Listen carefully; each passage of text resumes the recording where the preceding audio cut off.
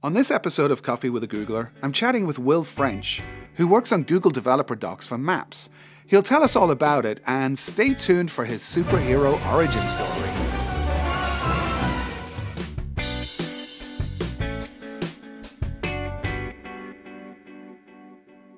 So Will, you're a tech writer here at Google, and I understand like writing technical documentation at Google it's a pretty complex process, right? It is. A lot goes into documenting Google APIs. Mm-hmm. So it's like, I mean, we have thousands of products and many pages for them. Like, how do you manage the whole thing?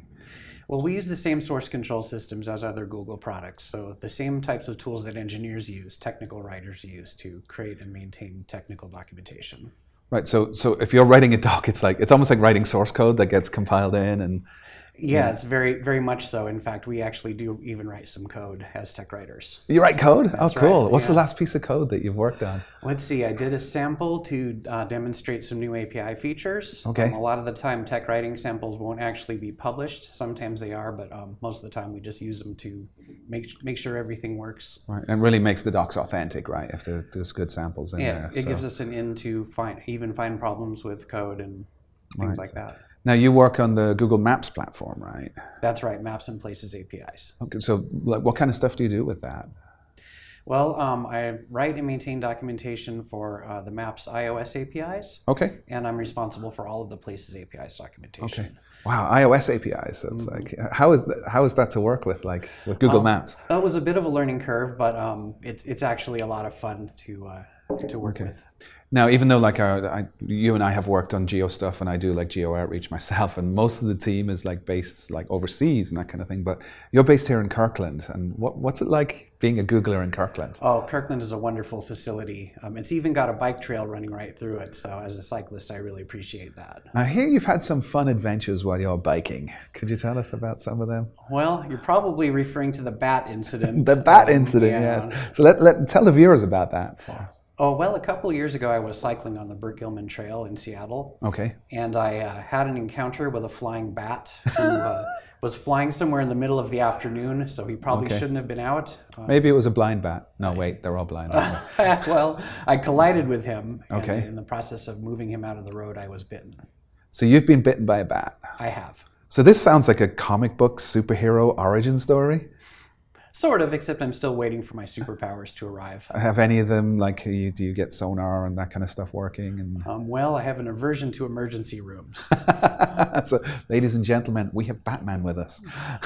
So, back to tech writing and back to like maps and that kind of thing. That I understand that you work a lot with the solutions. So, could you tell us a little bit about solutions and what they do, what good are they for developers? Well, Geo Solutions take our like standard tutorials and documentation, and it sort of takes it a step above and makes a more comprehensive offering. So rather than just demonstrating how to put a marker on a map, we'll show you that. We'll show you how to style the markers on the map. We'll show you how to build a backend to serve data to. So like one of them is like a store locator, right? So if I own a chain of stores, you're basically giving me everything that I need to be able to build a mapping solution around that. Yeah, the store locator solution, it has a few different flavors actually. Oh, okay. And we've got a simple store locator, which is all based on JavaScript, and it takes a hard-coded set of coordinates and displays them on a map, demonstrates styling the pointer, the markers. Okay. And how to add an info window with custom data. Okay. We've got a slightly more involved version of that called the New York City Subway Locator, which also involves marker clustering and view bounding. So it's got some open source libraries in there that it uses for that. Yeah, marker clustering is a really cool technology, right? That, you know, if you've ever had a map and you look at it from the outside, and if you're trying to show like subway stations in New York City, for example, there's just too many pins and you can't see any of the city, but clustering solves that? Clustering solves that problem, yeah. And there's basically what it does is it breaks down pins so that if there's a certain number of them, they get condensed into one large pin. Right, and then it's like a number. Then it expands into individual pins. Cool, so that's perfect for something like the New York subway. How many stations do you know? I don't know offhand. Okay, there's hundreds though, right? Yeah, the Geojson data is actually pretty interesting to look at.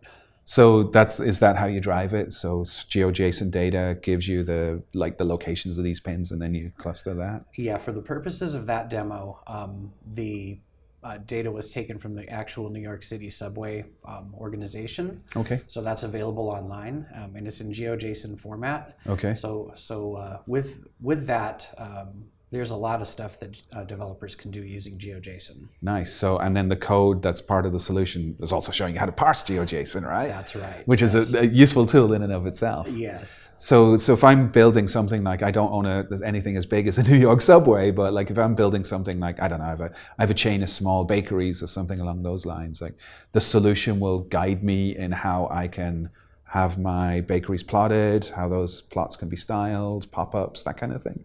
Yeah, the solution shows a baseline implementation that developers can then expand and customize. So the code is all there for free for the taking. Okay, cool. And I believe there are code labs as well, right? That'll teach me how to do this stuff. Yes, a number of the solutions also include code labs, which are a longer, more involved walkthrough, sort of a step-by-step tutorial. Cool. Now, if you were to build one of these yourself, like how would you get started?